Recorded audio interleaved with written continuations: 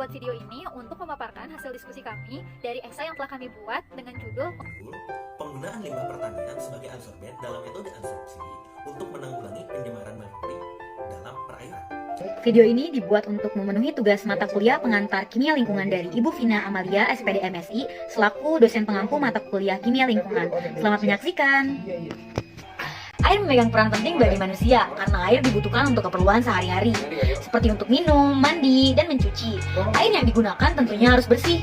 Air bersih adalah air yang tidak berwarna, tidak berbau, dan tidak beracun. Namun saat ini air bersih sulit didapat. Hal tersebut karena kelalaian manusia. Kandungan air saat ini menjadi perhatian terutama pada air yang tercemar, karena air tersebut mengandung logam, limbah, dan bahan kimia berbahaya. Hal ini dapat terjadi oleh beberapa faktor, diantaranya adalah kegiatan penambangan. Limbah yang dihasilkan dari kegiatan penambangan mengandung logam berat seperti Cu, Zn, Pb, dan Hg yang dialirkan ke lingkungan perairan.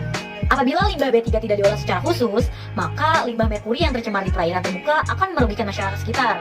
Selain itu, pencemaran merkuri merupakan salah satu masalah besar yang dihadapi oleh Indonesia saat ini. Bos O'Reilly dan kawan-kawan menyebutkan bahwa maraknya penambangan emas skala kecil di berbagai daerah di Indonesia menimbulkan dampak negatif terhadap lingkungan.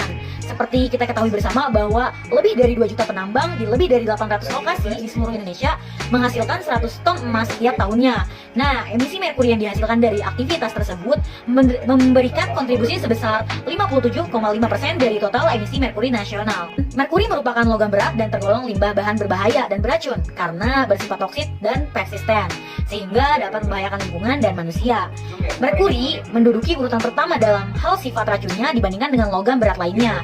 Berdasarkan Undang-Undang Nomor 32 Pasal 69 Tahun 2009 tentang perlindungan dan pengelolaan lingkungan hidup, jelas dikatakan bahwa setiap orang dilarang membuang limbah B3 ke media lingkungan, termasuk badan sungai.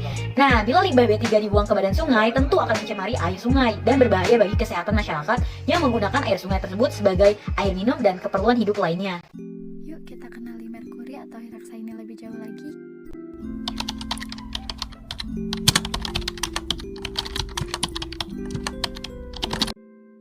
Dampak merkuri bagi kesehatan. Merkuri memberikan dampak yang sangat buruk bagi manusia. Dampak kesehatan utama dari merkuri yaitu terganggunya sistem dan perkembangan saraf pusat dan saraf perifer. Menghirup uap merkuri dapat menghasilkan efek yang merugikan pada saraf, pencernaan dan sistem kekebalan tubuh, serta paru-paru dan ginjal, gangguan mental dan juga kelemahan otot yang mungkin dapat berakibat fatal. Merkuri organik dari jenis metil merkuri yang dapat memasuki plasenta dan merusak janin pada wanita hamil sehingga menyebabkan cacat bawaan, kerusakan DNA dan kromosom, juga mengganggu saluran darah ke otak serta menyebabkan kerusakan otak. Toksisitas.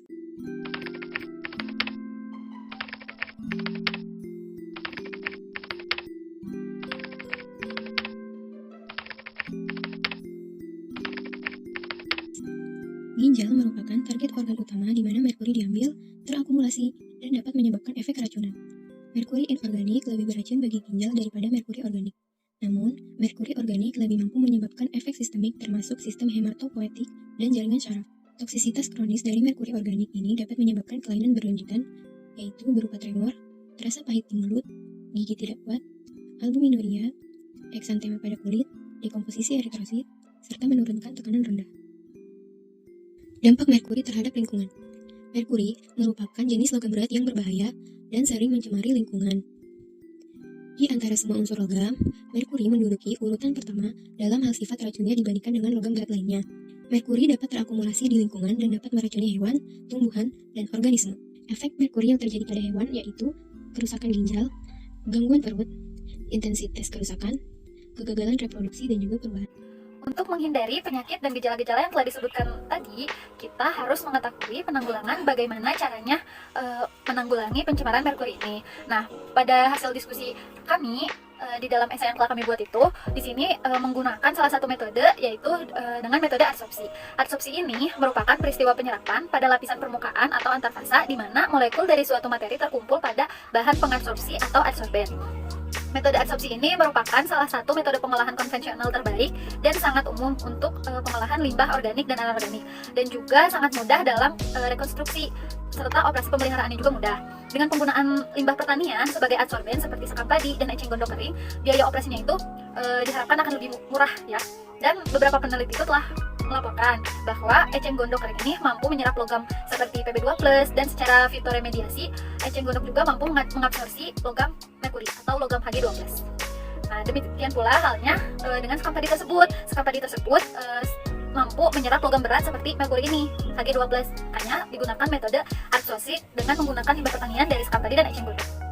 Untuk menguji keefektifan adsorbennya pada proses adsorpsi ini atau penyerapan, maka dilakukan percobaan dengan mencampurkan 1 gram adsorben pada 100 ml sampel air yang mengandung 3 ppm ion logam merkuri atau Hg2+, dan diikuti dengan pengadukan 100 rpm pada pH 5 dan pada suhu 30 derajat Celcius. Nah, konsentrasi merkuri atau Hg2+ pada permukaan air ini dianalisis dengan menggunakan AAS setiap selang waktu tertentu pada periode 20 hingga 100 menit. Hasil penelitian ini bisa dilihat pada gambar ini. Oke. Menunjukkan bahwa kemampuan adsorben dari sekam padi menurunkan konsentrasi Hg2+ sebesar 69,91% selama 20 menit. Sedangkan adsorben dari eceng gondok pada awal proses mampu menurunkan konsentrasi Hg2+ yang terlarut dalam air mencapai 94,26% pada menit ke-60. Pada menit ke-60, penyerapan oleh sekam padi meningkat hingga 92,26%, dan pada menit ke-80, penyerapan semakin meningkat hingga 98,02%. Pada menit ke-100, penyerapan Hg2+ oleh adsorben dari sekam padi mencapai 99,67%, dan adsorben dari eceng gondok mencapai 99,79%. Hal ini bisa terjadi karena struktur morfologi yang dimiliki oleh eceng gondok juga sekam padi. Eceng gondok memiliki struktur morfologi yang acak, sebagian berbentuk silinder tabung dan sebagian berbentuk tidak beraturan. Ini gambar. Pada gambar ini, terlihat hanya sedikit permukaan yang kosong dengan ukuran yang besar. Hal itu terjadi karena permukaan adsorben telah tertutup oleh ion logam Hg2+ dari larutan. Sedangkan untuk strukturnya dalam eceng gondok kering yang dibuktikan dengan analisis FTIR, ini gambarnya, terlihat jelas adanya gugus karboksilat di antara pada kisaran 2400 sampai 3400 per cm. Terdapat 5 pik dengan intensitas kecil, yaitu 301,88, 2870,08, 2519,03, 2360,89, dan 2341,58 per cm. Pada gelombang 1701,22 per cm terlihat asam karboksilat CC atau gugus rangkap C dengan intensitas medium asimetris. Selain itu, ikatan CC atau ikatan tanpa rangka juga terbentuk pada serapan 1300 sampai 1000 cm yang terdapat 3 pik antara lain 1271, 1184, 1049,28 per cm. Ikatan aromatik rangkap C juga ditemukan pada panjang gelombang 1556,55 dan 1539,20 per cm.